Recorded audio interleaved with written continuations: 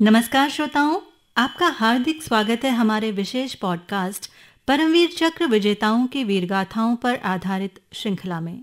आज हम चर्चा कर रहे हैं भारत के एक ऐसे वीर सपूत की यात्रा पर जिन्होंने 1962 के भारत चीन युद्ध में दुश्मनों की फौज के छक्के छुड़ा दिए।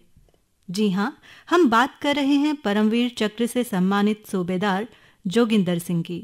सूबेदार जोगिंदर सिंह की वीरगाथा पर हमारे साथ बातचीत करने के लिए हमारे स्टूडियो में मौजूद हैं मेजर परवेंद्र सिंह जी। जय हिंद सर, हमारे स्टूडियो में आपका स्वागत है। जय हिंद। सबसे पहले मैं आपको धन्यवाद देना चाहूँगा कि आपने मुझे भारत के परमवीर चक्र विजेता सूबेदार जोगिंदर सिंह की वीरगाथा सुनाने के लिए मंच प्रदान किया है।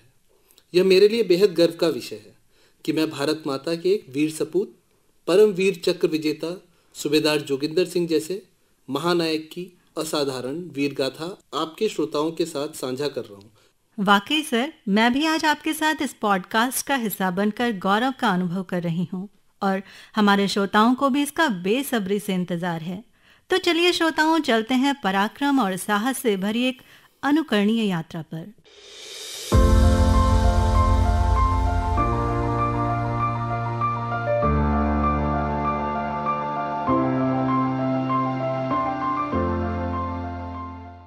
तो सर, सबसे पहले मेरी जिज्ञासा परमवीर चक्र पुरस्कार के बारे में जानने की है।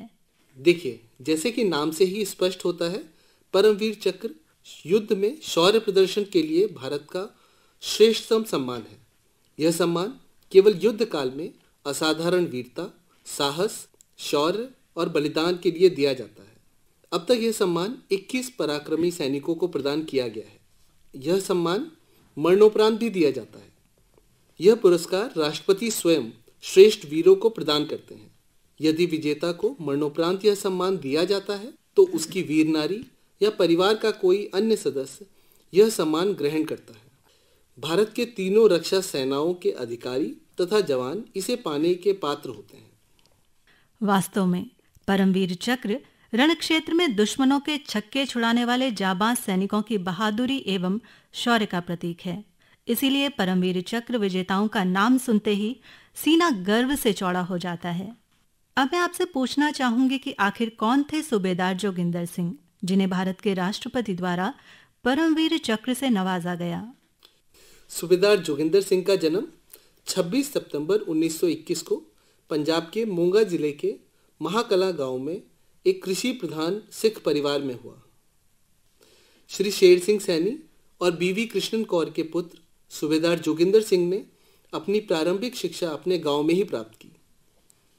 अपने माता पिता की आर्थिक तंगी के कारण वो आगे की पढ़ाई जारी नहीं रख सके। वह 28 सितंबर 1936 को ब्रिटिश सेना में भर्ती हुए। वह अनुशासित और कर्मठ व्यक्ति थे। उन्होंने सेकेंड वर्ल्ड वॉर के बर्मा अभियान में हिस्सा लिया था और 1947 के भारत पाक युद्ध में भी योगदान दिया था। बहुत खूब सर। आमतौर पर एक प्रश्न पूछा जाता है कि सेना में भर्ती के समय वीरता और निर्भीकता का आकलन किया जाता है कि नहीं, लेकिन सूबेदार जोगिंदर जी अपने आप में इस बात का एक प्रत्यक्ष उदाहरण हैं। अब मैं आपसे सूबेदार जोगिंदर सिंह के प्रारंभिक सैन्य जीवन के बारे में जानना चाहूंगी। सूबेदार जोगिंदर सिंह 1936 में सिर्फ 15 साल की उम्र में ब्रिटिश इंडियन आर्मी में भर्ती हुए। वे उस समय बॉयज कंपनी का हिस्सा बने, जहां से उनकी सैनिक ट्रेनिंग की शुरुआत हुई। उनकी posting 1st battalion the Sikh regiment में हुई थी। वह भारतीय सेना की सबसे पुरानी और परंपराओं से भरपूर रेजिमेंट में से एक है। उनके अनुशासन, लगन और नेतृत्व की सराहना की जाती थी। सेकेंड वर्ल्ड वॉर के दौरान उन्हें बर्मा फ्रंट पर भेजा गया, जहां उन्होंने जापानी सेना के खिलाफ कठिन परिस्थिति में युद्ध किया। बर्मा में लड़ाई के दौरान उन्होंने अपने साहस और नेतृत्व का प्रदर्शन किया। उसके बाद उन्होंने आर्मी एजुकेशन परीक्षा पास करके एजुकेशन इंस्ट्रक्टर का पद भी हासिल किया। 1947-48 के कश्मीर युद्ध में भी उनका योगदान रहा है। श्रीनगर में तैनात रहकर उन्होंने पाकिस्तान के आक्रमणकारी दस्तों के खिलाफ मोर्चा संभाला। उनका अनुभव और युद्ध कौशल उन पर साफ साफ दिखाई देने लगा था। सर, अब हमें उस युद्ध के बारे में बताइए जहां सूबेदार जोगिंदर सिंह ने अपना अंतिम बलिदान दिया। 1962 के अक्टूबर महीने में जब चाइना ने भारत पर अचानक आक्रमण किया, सूबेदार जोगिंदर सिंह की 1st बटालियन सिख रेजिमेंट को नेफा के बुमला सेक्टर पर तैनात किया गया। 23 अक्टूबर 1962 को सुबह सुबह उनकी प्लेटून पर 3 बार बड़े स्तर के हमले हुए। हर बार 200 से 300 चीनी सैनिकों का समूह उन पर टूट, परंतु सूबेदार जोगिंदर सिंह जी ने हिम्मत नहीं हारी। पहली वेव में उन्होंने दुश्मन को भारी नुकसान पहुंचाया। दूसरी वेव में जब आधे से ज्यादा जवान शहीद हो गए, तब भी उन्होंने मोर्चा नहीं छोड़ा। तीसरी बार जब वो खुद भी गोली लगने से घायल हो गए, तो उन्होंने खुद LMG उठाकर गोलियां बरसाईं। अविश्वसनीय। और उसके बाद क्या हुआ? गंभीर रूप से घायल होने के बावजूद उन्होंने दुश्मन पर भरपूर प्रहार किया। गोला बारूद खत्म हो जाने के बाद भी वे नहीं रुके। उन्होंने जो बोले सोनिहाल सत श्री अकाल का नारा लगाते हुए बचे खुचे जवानों के साथ बेनट चार्ज किया। हालांकि वे उस समय गहरी चोटों से पीड़ित थे। वास्तव में सूबेदार जोगिंदर सिंह भारतीय सेना के एक बहादुर सिपाही थे। सर, बेनट चार्ज के बाद की स्थिति कैसी बनी? बेनट चार्ज के बाद चीनी फौज उन पर हावी हो गई। सूबेदार जोगिंदर सिंह गिरफ्तार हो गए। वे गंभीर घावों से पीड़ित थे। उन्होंने एम्पुटेशन से मना कर दिया, यह कहकर कि यह मेरी ड्यूटी को प्रभावित करेगा। उनका अंतिम बलिदान चीनी कैद में हुआ। कहा जाता है कि उनका देहांत फ्रॉस्टबाइट और गैंग्रीन से हुआ। सर, क्या उन्हें परमवीर चक्र से मरणोपरांत सम्मानित किया गया? हाँ, भारत सरकार ने उनकी असाधारण वीरता, नेतृत्व और त्याग को सम्मान देते हुए उन्हें परमवीर चक्र से मरणोपरांत सम्मानित किया। वे 1962 के युद्ध में यह सम्मान पाने वाले प्रथम सैनिक थे। रोचक बात यह है कि चीनी फौज भी उनकी वीरता से प्रभावित थी। उन्होंने उनकी अस्थियां फुल मिलिट्री ऑनर के साथ भारत को सौंपी। सर, आपने सूबेदार जोगिंदर सिंह के पराक्रम की जो अमर वीर गाथा हमें सुनाई है, ये केवल इतिहास नहीं बल्कि देशभक्ति का एक अनोखा अध्याय है। क्या उनके नाम पर कोई मेमोरियल स्थापित किया गया है? हाँ, पंजाब के मोगा में उनका एक स्मारक है।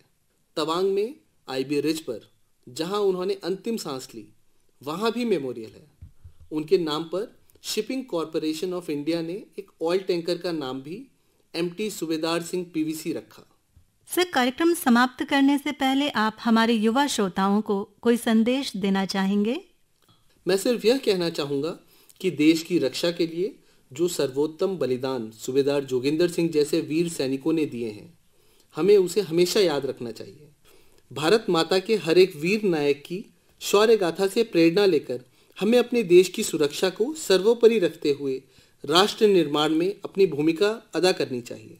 उनका जीवन एक मिसाल है कि हिम्मत, समर्पण और ईमानदारी से बढ़कर कुछ नहीं। मेजर परवेंद्र जी, आप हमारे स्टूडियो में आए, हमें अपना बेशकीमती समय दिया और हमारे श्रोताओं को आपने भारतीय सेना के श्रेष्ठ वीरता सम्मान परमवीर चक्र विजेता सूबेदार जोगिंदर सिंह की अदम्य वीरगाथा और अविस्मरणीय योगदान से अवगत कराया। इसके लिए आपका बहुत बहुत धन्यवाद। जी, आपका भी बहुत बहुत धन्यवाद। तो श्रोताओं, इस प्रेरणादायक गाथा को सुनने के बाद आप सभी मेरी तरह ही अत्यंत गर्व महसूस कर रहे होंगे। अगर आपको आजाद भारत के परमवीर चक्र विजेता सूबेदार जोगिंदर सिंह की वीरता का ये एपिसोड पसंद आया हो और आप भारत के अन्य परमवीर चक्र विजेताओं की वीर गाथा सुनना चाहते हैं, तो बने रहिए हमारे साथ अगले ऐसे ही बेहतरीन एपिसोड तक।